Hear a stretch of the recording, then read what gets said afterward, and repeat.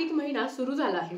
या कार्तिक महिन्यामध्ये आपल्याला मुलांच्या बुद्धिवाढ व्हावी, अभ्यासात प्रगती व्हावी, मग ते कुठले पण विद्यार्थी असो, नाहीतर स्पर्धा परीक्षा संदर्भातली बऱ्याच कमेंट्स असतात की ताई स्पर्धा परीक्षेमध्ये यश मिळावं म्हणून आम्ही कुठली सेवा करावी। तर आता हा कार्तिक महिना आहे, तर ह्या कार्तिक महिन्यात कंटिन्यू 28 दिवस तुम्हाला एक सेवा करायची आहे। ती कुठली तेच आपण आजच्या व्हिडिओमध्ये बघणार आहोत। नमस्कार सर्वांना, श्री स्वामी समर्थ। तुम्हा सर्वांचं आपल्या चॅनलमध्ये खूप खूप मनापासून स्वागत।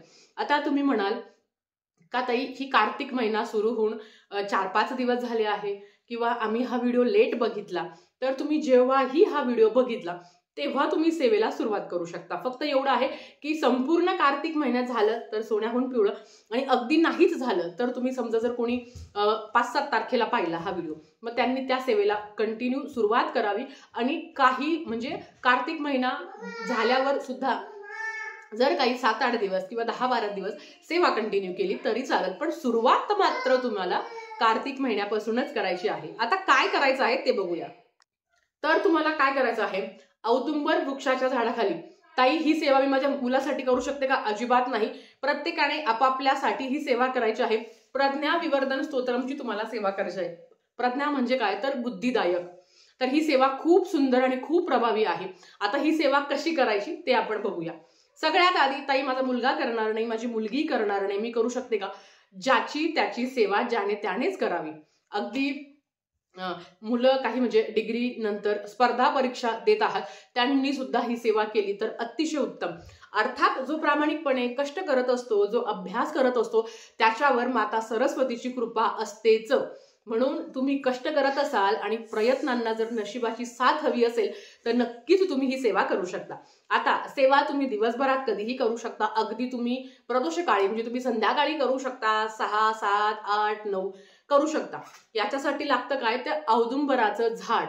होय, औदुंबर झाडाच्या खाली बसून म्हणजे औदुंबर वृक्षाच्या खाली बसून ही तुम्हाला सेवा करायची आहे।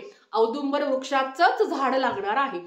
ताई आमच्या घराजवळ आहे किंवा माझ्या छतावर आहे, जिथे झाड असेल तिथे तुम्हाला सेवा करायची आहे। आणि अगदी तुम्ही केंद्रात जाऊन जर, कारण प्रत्येक केंद्रामध्ये मठामध्ये औदुंबर वृक्ष आहेच, मग जर तुम्ही तिथे जाऊन सेवा केली तर खूप उत्तम। पण नाही शक्य होत तर जिथे झाड आहे घराच्या आसपास बघा, आणि शक्यतो एकच झाड ठेवा। अगदी जर तुम्ही कुठल्या कामासाठी बाहेर गावी असेल तर मग तिकडे जाऊन सुद्धा तुम्ही सेवा करू शकता।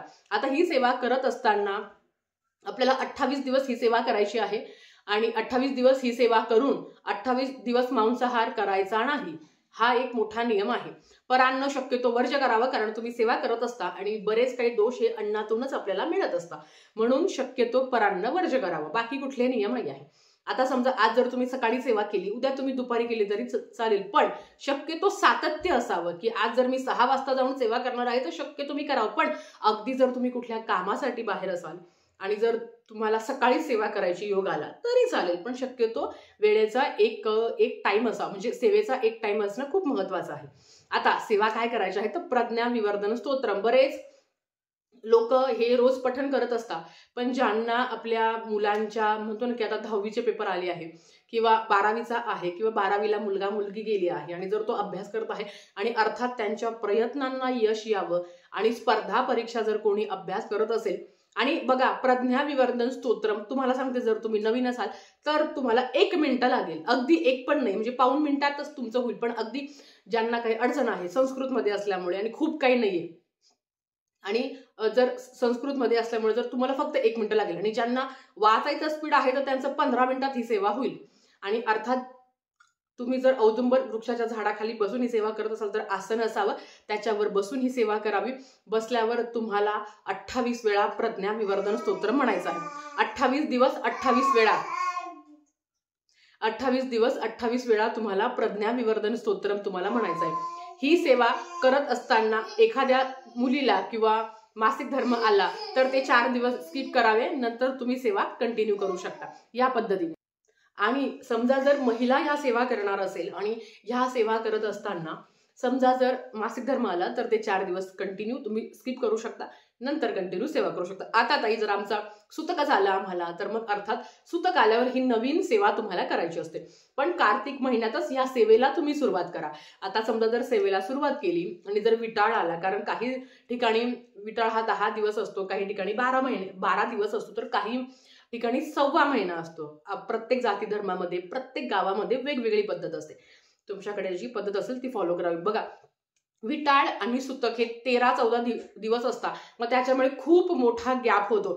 मग त्याच्यासाठी तुम्हाला काय करायचं आहे, तर त्याच्यासाठी तुम्हाला नव्याने ती सेवेला सुरुवात म्हणजे तुम्ही करू शकता. पण प्रज्ञाविवर्धन स्तोत्रम खूप सुंदर आणि उच्च कोटीची सेवा आहे. अगदी तुम्ही तुमचे मुलांना जर जेव्हा तुम्ही संस्कृत म्हणजे मग ते गणपती बाप्पाची सेवा आहे, माता सरस्वतीची सेवा आहे, जेव्हा तुम्ही त्यांना शिकवत असाल तेव्हा त्यांच्या सेवेमध्ये प्रज्ञाविवर्धन स्तोत्रम नक्कीच ऍड करण्याचा प्रयत्न करा. तुमची जर ही सेवा कंटिन्यू झाली, जर ही सेवा तुमची पूर्ण झाली, तर नक्कीच नित्य सेवेमध्ये रोज एकदा प्रज्ञाविवर्धन स्तोत्रमचं पठण करावं. आपल्या अभ्यासामध्ये मुलांच्या असू किंवा एक म्हणजे मोठे मुलं असतात जे कॉम्पिटेटिव्ह एक्झामसाठी प्रयत्न करत असतात, त्यांच्यासाठी हे नक्कीच महत्त्वाचं आहे. जेव्हा तुम्ही प्रामाणिकपणे कष्ट करत असता तेव्हा तुम्हाला या सेवेचं फळ मिळतंच. फक्त सेवा करून काही होत नाही, अभ्यास करावा लागतं. कारण 90% जर तुमचं 99% हे तुमचे कर्म असतात, तुमचे कष्ट असतात, पण त्याच्याबरोबर 1% सक्सेससाठी तुम्हाला अध्यात्माची जोड असणं महत्त्वाचं आहे. म्हणून तुम्हाला ही सेवा करायची आहे. ज्यांना अडचण असेल की बुवा ताई आम्ही आत्ता नाही करू शकत, अगदी म्हणतो ना की जो काही आपला चातुर्मासातला जो काही कार्तिक महिना आहे, तर ते संपण्याच्या आधी तरी तुम्ही सेवेला सुरुवात करा. नक्कीच तुम्हाला चांगला अनुभव येईल. तर आजच्यासाठी फक्त इतकंच. झालेली सेवा स्वामींच्या चरणी मी रुजू करते आणि आजचा व्हिडिओ इथेच थांबवते. आवडला असेल तर लाईक, शेअर, सबस्क्राईब करा. भेटूया परत अशा सेकंड व्हिडिओ सोबत. तोपर्यंत श्री स्वामी समर्थ.